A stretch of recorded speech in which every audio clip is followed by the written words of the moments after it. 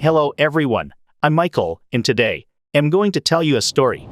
What fact are you just tired of explaining to people? Story 1. Had a friend who liked to text or occasionally during her lunch break. Her break was around 2 p.m. I worked overnight, so I was constantly getting woke up. Turning the phone off was not an option as my dad was in poor health, and I was his caretaker and medical power of attorney. Calls could come in any minute from any number saying he was in the hospital again. My friend kept calling and texting even though I explained multiple times do not call between 1 p.m. and 7 p.m. unless it is an emergency. Well, apparently she didn't understand that people who work overnight sleep during the daytime. So I started calling and texting during my lunch break. After almost 2 weeks of me calling nightly, her boyfriend finally lost it. He answered her phone and began to flip shit at me. Since it is 3 a.m. This is getting ridiculous. Normal people sleep at this time, blah blah blah. I let him rant, then calmly told him that for months his girlfriend has been calling and texting during her lunch break while I have been trying to sleep for work, and I have told her multiple times to stop or else. The sudden realization that he was being woke up because his girlfriend was an ass was nice. He told me he would get it fixed if I would stop waking him. I told him I would stop, unless she starts again. That was almost a year ago. She now calls before noon or after 9 p.m. if she wants something. Story 2. I actually did this to a nurse manager after. The bitch called me at noon to ask about a particular patient event that happened the night before. I told her to read the chart. That's why I spend half the shift writing. She said she didn't have time. Oh, okay. How's this? The next time the following evening supervisor said she had to call the manager with a mandatory report issue. I said, don't worry. I'll take care of it. You just go on home and enjoy your day off tomorrow. I waited until 3 a.m. and called the manager. Of course, she asked me if I knew what time it was. Sure do. It's the middle of your sleep. How do you like it? I followed with the info given to me to pass on and hung up on her.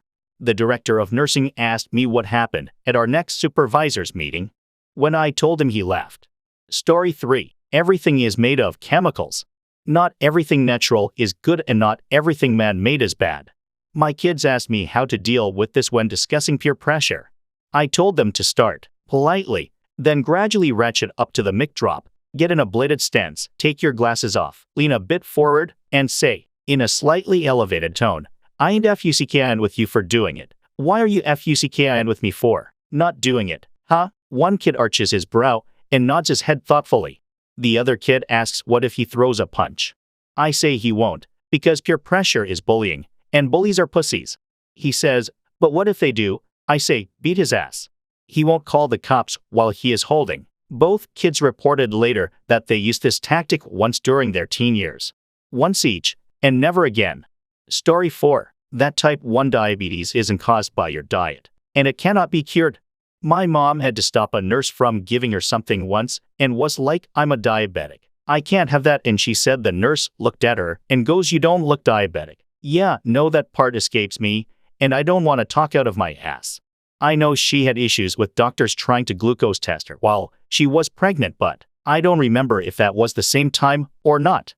She's been hospitalized a few times for different things, only slightly related to the diabetes. She takes very good care of herself. I remember one time too. This was more recent. She was scheduled for surgery in the morning, and they kept pushing it back and back, and back in. Finally, she just left because she had to eat something. Apparently no one had bothered to check and see that she was diabetic when they kept pushing her surgery time back. Story 5. That because I can usually figure out how to fix most things does not mean I want to fix everything that breaks for anyone else.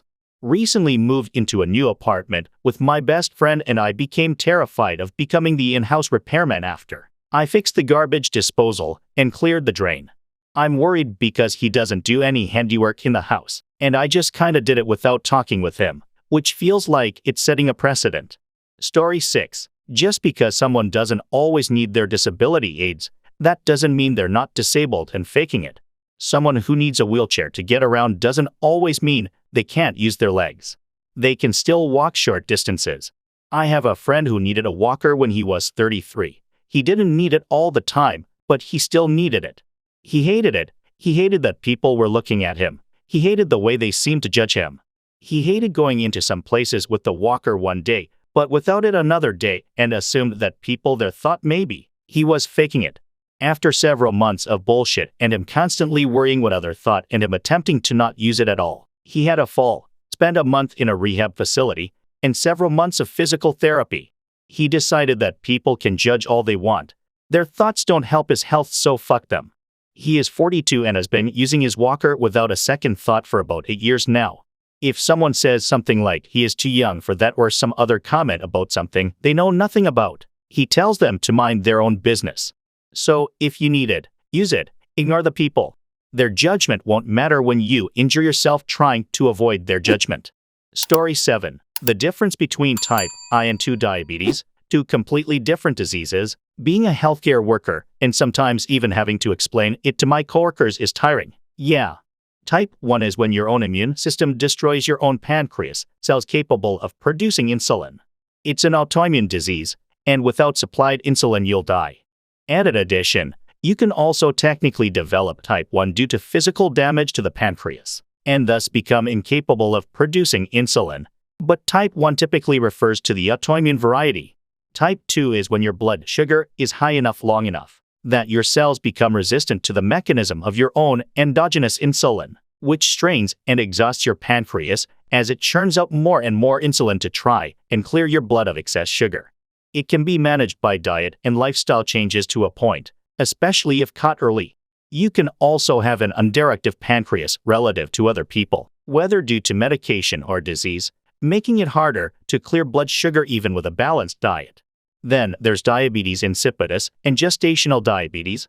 All four are different diseases with different causes. The connection is that, they all entail excessive urination and thirst. The etymology of diabetes is literally to flow through siphon. Like how hepatitis simply refers to inflammation and destruction of liver tissue, but can have a wide variety of causes ranging from viral to genetic to substance abuse. Story 8. Maintaining a safe following distance is the easiest thing to do to avoid accidents, and yet most people aren't doing it. It's basically impossible to react in time to avoid an accident if you're following less than 2 seconds behind someone. It doesn't get you where you're going faster. The accident will always be your fault. And finally, 2 seconds is way longer than most people think. Most will count 1 second. We go to Florida in spring to get out of the long winter and refresh. We'd had a great taxi driver the last time we went and we're going to the same destination, so we requested him again. This time around, he left us waiting over an hour before showing up, and he was obviously completely exhausted. Turns out he'd been up till 3:30 a.m., then back to work for 6. He got us around 4 p.m. He was falling asleep at the wheel so hard that it got pretty scary pretty quick. He apologized and said he just needed a 5-hour energy, so we stopped to stock him up. When we got back to the taxi, I made him let me drive so he could take a nap. He made some polite refusals, then took his shoes and socks off and climbed into the back seat with my husband. And then it turned out I had to stop at a gas station again 5 minutes later to get some gas in the van. Wild. Story 9. I am not telling you what I did, why it happened, what happened as an excuse. It is an explanation. Why did you fall asleep during the movie? I was tired. Don't give me excuses. What the fuck do you want me to say? As an autistic person, it frustrates me to know and when people think my explanations are excuses. Look, I now know what I did was wrong. It made sense at the time. This is why. It took me years to understand this. As an autistic person, I used to frequently misunderstand people at work and get things wrong. When it was clarified, I always used to say sorry. I understand why I'm wrong and why you wanted me to do X. The reason I did Y is reason. I now know you meant X and won't do it again. Every performance review I ever got was takes feedback really badly. Always defensive. Could never, ever understand why. I worked extra hard to be calm, collected, and take feedback well, and it never got better. Took me best part of a decade to have a boss that took me aside and said, "Hey, look, I know what you're trying to say is, I have done a thorough root cause analysis, and am demonstrating to you I understand the error and therefore won't do it again. But what your boss hears when you say this is fuck you. I'm only agreeing with you cause you're the boss. I still think I'm right. Damn neurotypicals, man." Story 10. I dated my ex for 4 years. We had a pretty good first 3, bumps and stuff from my mental health and his lack of understanding. But still nothing like the last year went. Then he met this dude. I'll call Shane, because that is his name. This guy looked like Steve O and acted like a major jackass, that's for sure. He was 12 years older than us, which was an immediate WTF flag for me since he seemed to have zero other friends. For whatever reason, my boyfriend took to him. Shane became overly protective of my boyfriend and hated me coming along on trips or dinner or hangouts, but yet wanted to be with my boyfriend every possible second of the day. Got my ex into smoke a lot of pot, to the point of getting caught with it at the casino. He only got out of that because he knew the staff, otherwise it would have been criminal charges, and by his parents, which he let me take the fall for and was one of our major fights that ended things. We were all gamblers. We played poker for a living, legitimately. So weekend trips to casinos were constant. This Shane dude would do this crap. Ask me a question about something, then berate me no matter what I gave as an answer. I can't remember the game, but they were trying to teach me some new card game at his parents' lake cabin one weekend. Weird trip idea in the first place, but I digress, and I didn't know how to play it. He wasn't explaining it very well at all because it's such a classic card game. Everyone should know how to play it already. Great, but I do not know, so explain it. He kept getting more and more mad that I was not doing it right. Eventually, I got heated back and said, I'm 12 years younger than you. We didn't grow up playing this. I wasn't raised around cards. You won't let me Google how to play, but also won't explain it, but keep going off that. I can't do it right? You're an asshole and can shove your card game up your ass. Paraphrasing, but close. His response was that I was using excuses and that if I continued trying to skate by in my life with these pathetic excuses, I'd get nowhere. Oh, you mean like being a 34-year-old dude living in your parents' apartment free of charge befriending two 22-year-olds and spending the entire time insulting the female one? Yeah, I'm the problem, Shane. But it was exactly how you say. Literally anything you said was an excuse instead of overcoming to make something of yourself. 1 minute late. Sorry, there was a wreck and bad traffic, he'd say to quit making excuses. Can't eat seafood due to an allergy? Quit making excuses. It was infuriating. Basic, normal explanations. He'd fly off about making up excuses for everything. Just could not grasp that things happen because of reasons, and that some stuff is an excuse. Sure, but sometimes it's just a basic explanation of reasons, and not someone trying to pity party away the situation. I still wonder what happened to that massive D-bag and if my ex ever let him suck his dick after we broke up, since clearly Shane wanted him real bad. Story 11. That disagreeing with someone's opinion isn't an attack on them. Literally, had this fight last month. Someone said something shitty. I said it was shitty. They didn't disagree with me that it was a shitty thing to say. They just said, no one can say anything anymore, to which I responded, you literally just said it. You said it. I didn't hit you. I didn't tell you to leave. I didn't say, I don't want to talk to you anymore. I just said the thing you just said was a shitty thing to say. The end. What's the problem here? I got no response, they just walked away. They want you to have the same opinion as them and think they're virtuous. If you don't, they consider that an attack. What was so bizarre was, I really didn't even say, it was shitty. I basically just said, what you just said is pretty insensitive, and instead of responding, well, it wasn't intended that way or my mistake, let me clarify, or even, well, that's how I feel about it. It was, geez, no one can say anything anymore. So what, you get to walk around annoying me, in my own home mind you, and I'm just supposed to smile and nod, or I'm anti-free speech, or policing you. What really drives me nuts is that it's always boomers, and when I point out that their generation has a don't talk politics or religion policy, they kinda shut up a bit and give me half-hearted agreement. They don't even think they should be talking about it, but if you mention that, they act like you're the snowflake.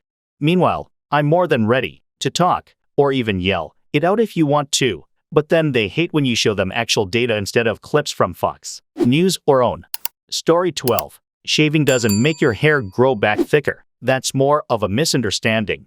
When you shave, you're cutting the follicles to their whitest point, which will naturally appear thicker than a thinning splitting, and once it grows out a bit, that makes a ton of sense because I've always felt like shaving did make my hair grow back thicker, especially on my legs. It was a lot finer and softer before I started shaving. After I started shaving, it's always felt super thick and coarse when it grows back. Now, I have an explanation for why it feels that way lol. Waxing hurts way too much for me, and it also messes up my skin. I just shave once a week, and if people don't like me having prickly legs in between shaves, then tough shit lol. Story 13. Africa is a continent with dozens of countries. Hard to believe, isn't it?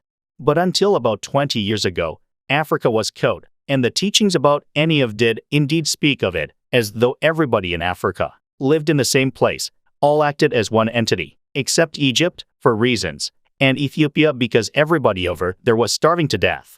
Propaganda has been strong in the school system, the churches, and the government. Not hard to guess why. I've had to explain it at least twice a year since my early adulthood, and it's been especially bad during these 5 years. I've lived in the South. People who at first come across as somewhat smart will out of the damn blue make some comment about over in Africa, and it's clear they don't mean a country specifically. Then when I point out it's a continent, some give the dumb face, others argue it's tiresome. Story 14. Being an introvert doesn't mean I'm shy. It means having a social battery, which gets run down and sometimes becomes empty if I don't have enough peaceful, alone time to recharge it. My job is peoply enough, but at least I'm paid to be there. I actively avoid crowds on my time off. I was supposed to go to a Luke Bryan concert earlier this year with my wife and several friends. In the days leading up to it, I realized I was not going to be up for it mentally. I actually started playing the long game 2 to 3 days before, acting progressively more under the weather until the day came, and I said, I just wasn't feeling good enough to go. Wife ended up going with the friends. She didn't get home until almost 2 a.m. because of the crowd.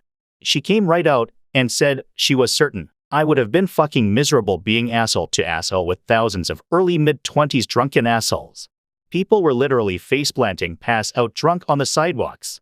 They had to link hands to make their way out after the concert because the crush of people was so bad. I don't care that my ticket was wasted.